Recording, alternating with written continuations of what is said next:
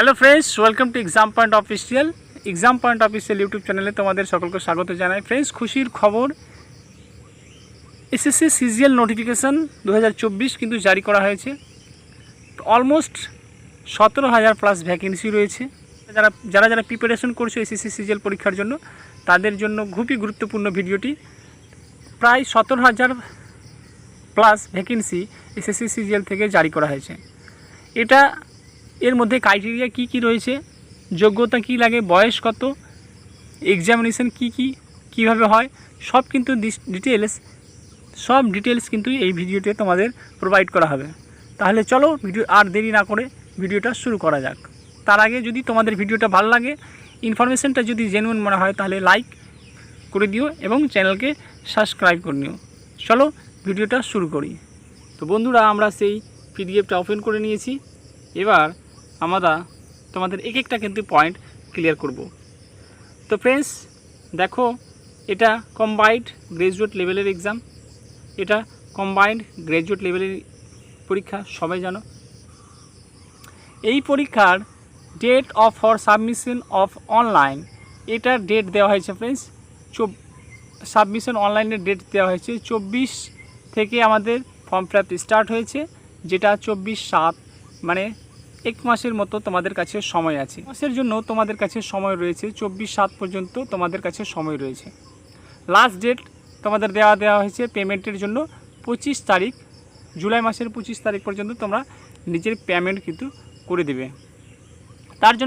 তারপরে কিন্তু তোমাদের যদি কোনো কারেকশানে থাকে, কোনো যদি ভুল সাবমিটেড করে থাকো, তার জন্য তোমাদের কারেকশান দেওয়া হবে কত, দেখো 10/8/2024, মানে আগস্ট মাসের 10 তারিখ থেকে 11 তারিখ পর্যন্ত দেওয়া থাকবে, মানে একদিন দেওয়া থাকবে আগস্ট মাসের। ঠিক আছে, তাহলে চলো এরপর তোমাদের পরীক্ষার ডেট মোটামুটি সেপ্টেম্বর অক্টোবরে একটা পরীক্ষার কিন্তু টেন্টেটিভ ডেট দিয়ে দেওয়া হয়েছে।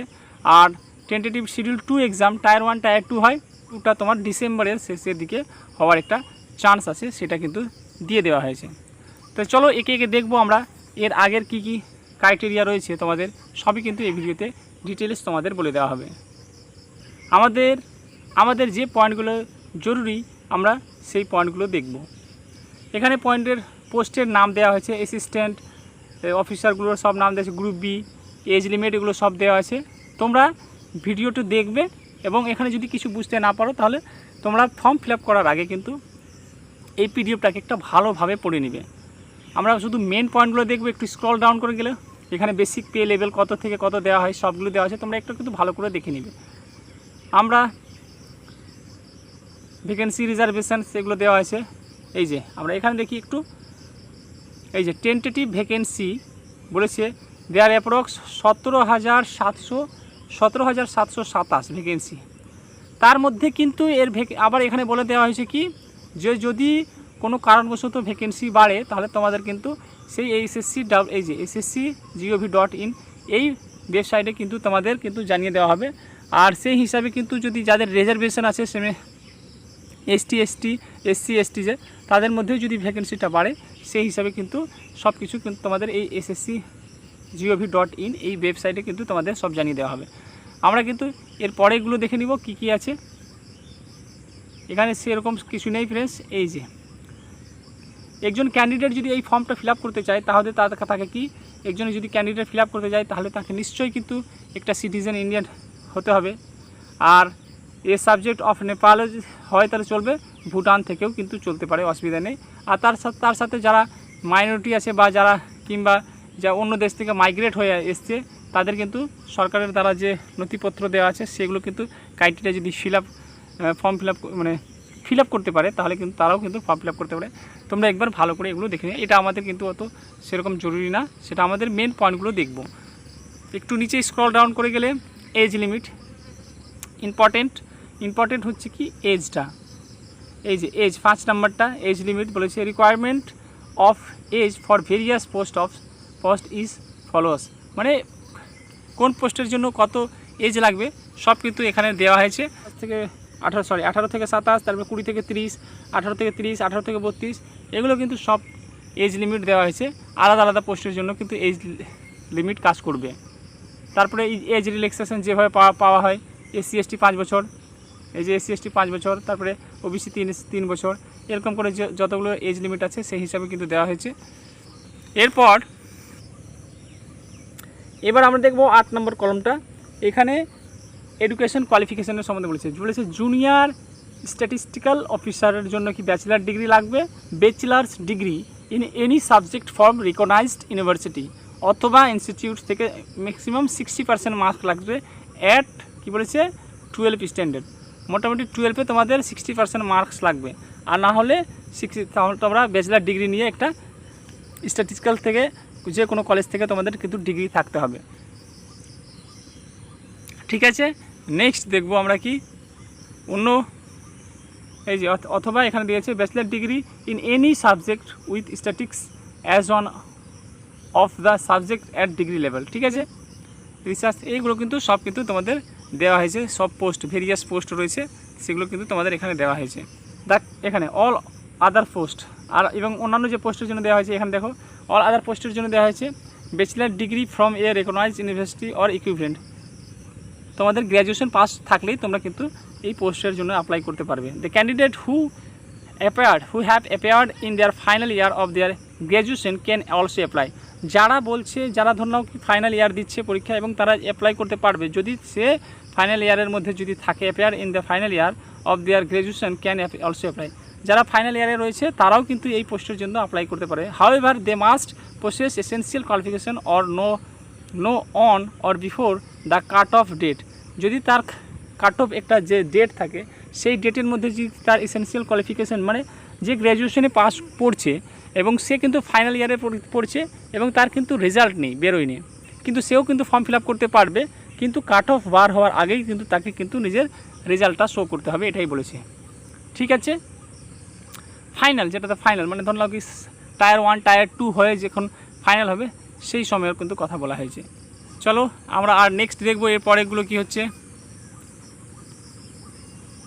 হাউ টু অ্যাপ্লাই, কীভাবে আমরা অ্যাপ্লাই করবো, এই যেখানে হাউ টু অ্যাপ্লাই দেওয়া হয়েছে।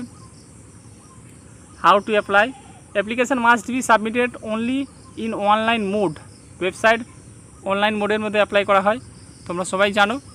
নেক্সট দেখবো আমরা কি, আর এগুলো সব দেওয়া হয়েছে। ফটোর সম্বন্ধে বলা হয়েছে, এই যে photo for the applying the candidate is not required to have the pre existing photograph himself, মানে তোমার আগের ফটো হলে চলবে না, এই রিসেন্টের কিন্তু ফটো লাগবে। তাছাড়াও তোমার ফটোর মধ্যে কোনো চশমা পড়ে কিংবা কোনো সাইড থেকে কোনো এমন কোনো জায়গা থেকে কিন্তু ছবি চলবে না, তোমার ক্যামেরা কোয়ালিটি ভালো হওয়া চাই। তার মধ্যে find a place with good light and plain background হওয়া চাই, গুড লাইট যেখানে আসে সেখানে।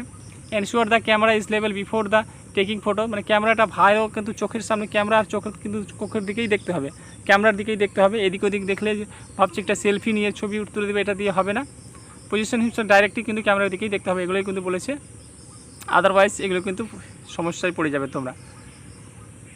ক্যান্ডিডেট কিন্তু কোনো রকমের মাস্ক টাস্ক বা গ্লাস টাস্ক পরে যদি উঠায় তাহলে সব কিন্তু এগুলো রিজেক্টেড হয়ে যাবে, এটা তোমরা কিন্তু জেনে রাখো। এই যে এই জায়গায় কিন্তু বলে রেখেছে যে এভাবে যদি কোনো রকম যদি হয়ে থাকে তাহলে কিন্তু ক্যান্ডিডেটকে কিন্তু সেই ফর্মটাকে রিজেক্ট করা হবে, তোমাকে পরীক্ষা দিয়ে দেওয়া হবে না। এবার আমরা দেখব ফিস। চলো, ফি পেলেবল, অ্যাপ্লিকেশান ফি পেলেবল 100 অনলি, আর উমেন্স ক্যান্ডিডেট SC ক্যান্ডিডেটের জন্য কিন্তু কোনো ফি লাগছে না। তো 100 টাকা কিন্তু ফর্ম ফিল আপের জন্য লাগবে, এই যে 100 টাকা বলেছে, আর বাদ বাকি অন্য কিছু যারা মানে SC ST আছে বা ফিমেল আছে তাদের জন্য কোনো রকম কিন্তু ফি লাগছে না। তো ফ্রেন্ডস, আই হোপ তোমাদের আমি সব ডাউট কমপ্লিট করতে পেরেছি। যদি এখানে আরেকটা দেখে নাও, এই যে অ্যাপ্লিকেশন উইন্ডো কিন্তু ওপেন করা হবে, আগেই বলে দিয়েছি আমি 10 তারিখ আগস্ট মাসের, সেখানে তোমরা কিন্তু একদিনের জন্য উইন্ডো পাবে, যেখানে তোমাদের যদি কোনো রকম প্রবলেম হয়ে থাকে সেটা তোমরা সলভ আউট করে নিতে পারবে। তো ফ্রেন্ডস, এই ভিডিওতে এখানেই ছিল মানে ফ্রেন্ডস, তাহলে আমি আশা করি তোমাদের সব ভিডিও আমি আশা করি তোমাদের সব ডাউট ক্লিয়ার করতে পেরেছি। ভিডিওটা এখান পর্যন্তই ছিল। যদি তোমাদের কোনো ডাউট থেকে থাকে তাহলে তোমরা ভিডিওটাকে পজ করে দেখবে, প্লাস তোমাদের কাছে পিডিএফটা ডাউনলোড করে পড়ে নিবে এবং তারপরে ফর্ম ফিল আপ করবে। যারা ভাবছো যে SSC CGL একজন ভালো পোস্টের চাকরি, সেখানে চাকরি করতে চাও, তাহলে তোমরা নিশ্চয়ই ফর্ম ফিল আপ করে নেবে। তাহলে চলো, আমাদের ভিডিওটা এখান পর্যন্ত ছিল। যদি ভিডিওটা একটু যদি তোমাদের হেল্পফুল হয় তাহলে তোমরা ভিডিওটাকে লাইক করবে এবং চ্যানেলকে সাবস্ক্রাইব করবে, যাতে আমরা আরও এভাবে কিন্তু ইনফরমেশন তোমাদের কাছে পৌঁছাতে পারি। তাহলে চলো, ভিডিওটা এখান পর্যন্ত ছিল। জয় হিন্দ, বন্দে মাতরম।